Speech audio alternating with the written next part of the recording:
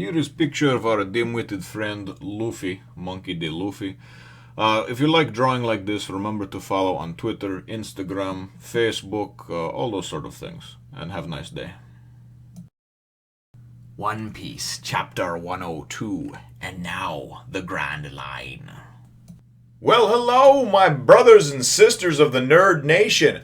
I, as always, and you cannot get rid of me after 100+ chapters, am Jim, here to bring you another review on the action-filled and epic journey that is One Piece. Our last chapter saw us, our crew, our Straw Hat Pirates, attempting to enter the Grand Line. They had to actually go into a current, a canal that was dragging them up a mountain, which is kind of a cool concept, and going up reverse mountain, and then the chapter ended with them kind of at their peak and about to go down the canal that goes down that dumps them out into the Grand Line. So that's where it ended. That's where things begin. They're all kind of wild-eyed and like, oh my God, the Grand Line, it's so beautiful.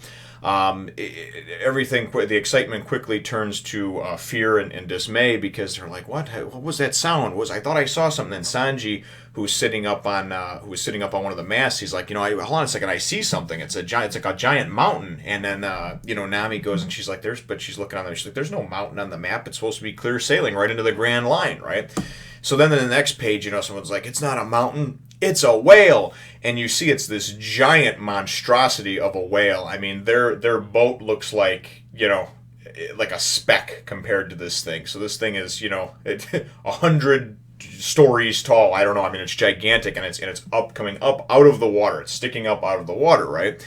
So they're headed straight for it, and Luffy says, well, should we fight it? Are you crazy? Look how big that thing is. That's not even, that's not even something that you can fight. It's such a huge monstrosity. So they're like, well, it doesn't really matter because we're headed right for it, right? The current is pulling us down to it, and this canal they're coming down. So then they're like, hard to port. Well, the whip staff broke off in the last one, the wheel that obviously can turn and can make the ship turn one way or another because it turns the sails to angle them. So they're not able to do that. They're not able to turn. They're going, straight towards this thing. And then Luffy's like, hey, I got an idea. And everybody's like, well, great. What the hell? When Luffy gets an idea, it usually doesn't turn out well. And as they're trying to still work on turning it and going straight for this whale, right as they're starting to approach it, all of a sudden, the cannon from the front fires and hits the side of the whale. Well, and they're like, what the hell, the cannon? And Luffy's like, did we stop?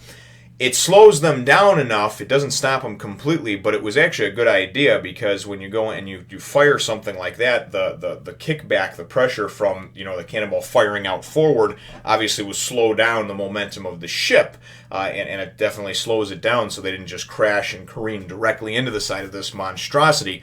Although the seat that Luffy likes to sit on that kind of sticks out on the front there for the merry-go, it does wind up going and breaking off because as they go and kind of push into the whale, even though it slows down, it still breaks it off. It almost hits Nami. She's like, oh my God, am I dead? Luffy is pissed, because he thinks this thing broke his seat. And so they're like, just start rowing. Let's get out of here. Maybe it hasn't seen us yet, right?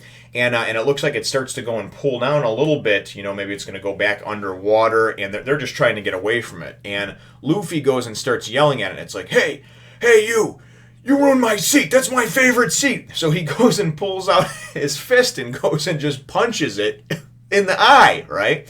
So this giant whale that was not paying any attention to them now goes and actually looks at them and sees that there's something going on here.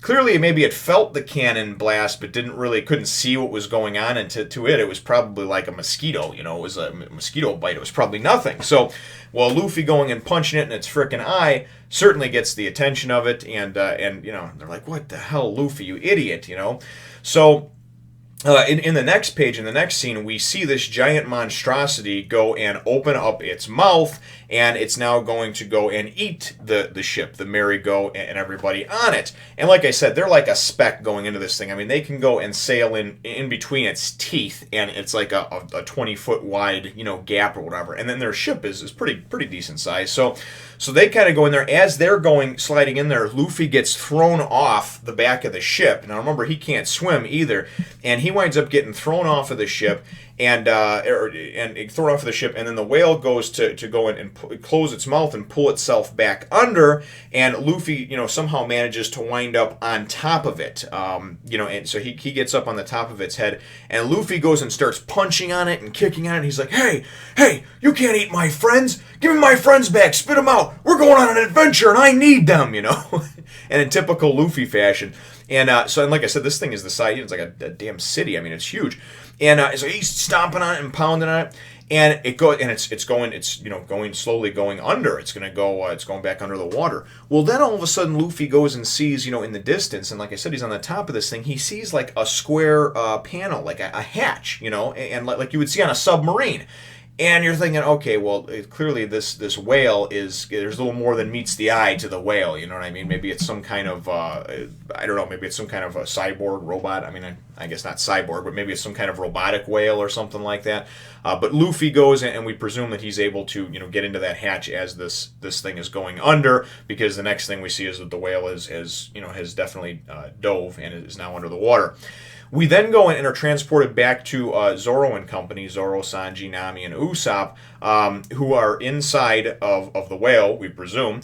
And but it looks like it's clear skies, and there's like seals in the background, and they're like, what the hell? I could have swore we got swallowed by a whale. And then, they're like, well, maybe it's a hallucination, right? And no, I know we got swallowed by one, So then they go and they see in the distance, they see this like a little island with a house on it, and they're like, well, maybe we should go towards that island with the house on it, And again, this looks like, it doesn't look like the inside of what a whale should look like, no matter how big it is, because it looks like there's clear skies, at least the way it's drawn to me. So then all of a sudden, this giant squid pops out of the water, and there was much debate in the last chapter in the comments, and a lot of times I don't mind with the being corrected, but sometimes just let it go.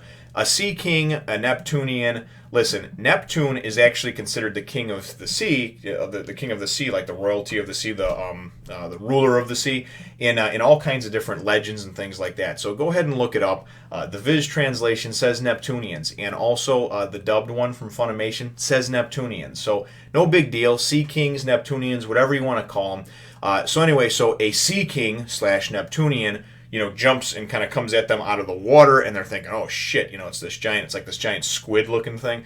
And then all of a sudden, it gets, we see from behind, it got shot with, with, it looks like 3 harpoons, and the harpoon guns, that they have ropes on them, obviously. They're used for harpooning whales and other large, fish. And then, Zoro's like, I guess there is somebody on that island, right? Because we see this thing then go and get kind of pulled down, and we see the ropes go and kind of pull it back towards the island into the little house that's on it, And that's pretty much how the chapter ends. We go and we see, that they say, oh, there's somebody on that island, and Usopp says, should we fire the cannon at the island? And then they go and they say, and Zoro says, no, there's somebody on that island. And we see like just kind of the shadow side drawing, of a figure. So I'm assuming in the next chapter we're going to be introduced to who or what that figure actually is.